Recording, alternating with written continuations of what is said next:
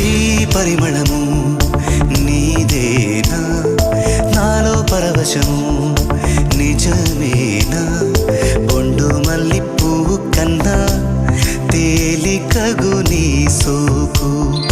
రెండు కళ్ళు మూసుకున్నా లాగు మరి నీ వైపు సొగసును చూ